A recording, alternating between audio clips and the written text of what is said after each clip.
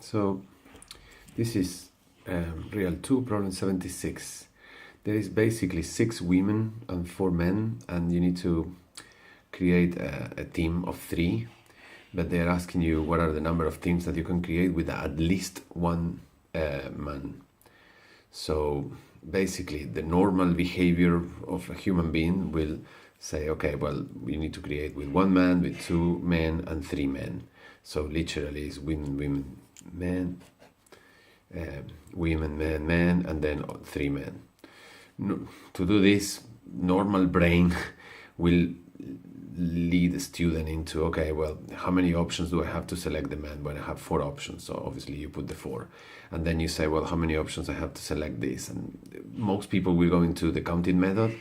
If you've done the lessons with me, you know what the counting method is. So you will say, well, for the first person I have 6 options, and for the second person I have 5. When you compute that, that will give you 120. Then you will execute exactly the same for 2. So you have 6 options for this, 4 for that, 3 for that, and you get 72. And the next one is, okay, 3 men, so it's 4, 3, 2 basically, and you get 24. There is a problem with that. Normally people don't realize that when they are using the counting method gives you the result when the order matters. And the order in which you select the people in this team doesn't matter, so these results are all wrong, basically. Because it doesn't matter if you select this person first or this person first, so this answer is wrong. What you have to do is take into account that the order in which you selected those two people is not relevant. So if you're going to use the counting method, you need to divide by 2 factorial because the order of these 2 people is not relevant, which will basically turn this 120 into 60. You don't modify the 4 because you're selecting only 1 person, so divided by 1 factorial, it doesn't make any difference. But strictly speaking, you should do it actually. So the same thing here, you select 1 person here, so order is not a problem, but order here is a problem, so you have to divide this by 2 factorial to cancel for the repetition of the 2 different orders of selecting this person first or this one first. So 72 turns into 36. And for these 3, actually order becomes very relevant because you have to divide by 3 factorial, which turns 24 cases into 4 actually. And now you look at all this, and it will give you 60 plus 34 plus 4, which is 100, which is the answer. However, you might actually be able to check the answer of this by thinking it the other way. If you have at least 1, you can also think that, well, the case that is remaining here is that you don't put any men at all. So basically you put all women. So 0 men, all women. So what are the chances for all women? Well, first women 6, 5, 4, and then you have to divide by 3 factorial, which will turn this 120 into 20. And if you look at overall, you have 100 cases that you're counting plus the other 20, which will give you 120 cases. So what is this 120 cases? Well, this is the total number of cases that you have in this problem, no matter what you're doing.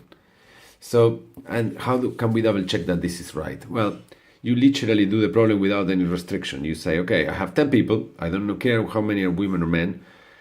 I have to form groups of 3 with no restrictions. So basically you put 1, 2, 3, 4, 5, 6, 10. You say select 3 of them with no restriction. For the 3 people that I select, I don't care about the order, so it's divided by 3 factorial. The 7 people I don't even select, I obviously don't care about the order. You solve this, cancel the factorials, and you end up with 120. So you can now check that your universe is of 120, of which 3 cases, 1, 2, 3 men, collects 100 people, 100 cases, and the other 20 is when you don't select any men.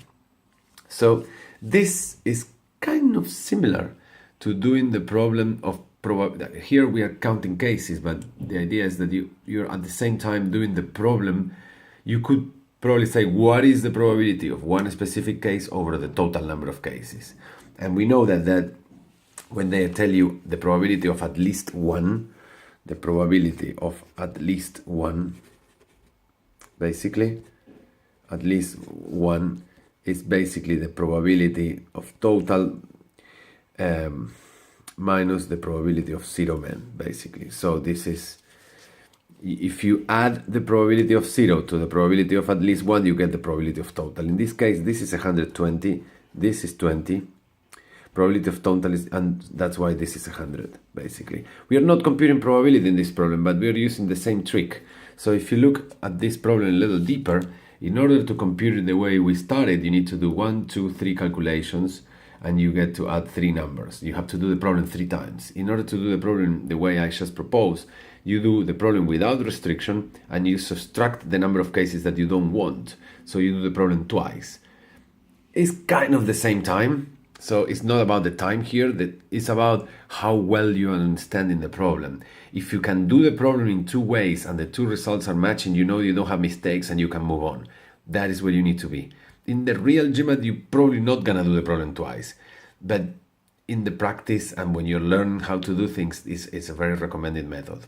And also a way better way to see and understand what is going on, basically.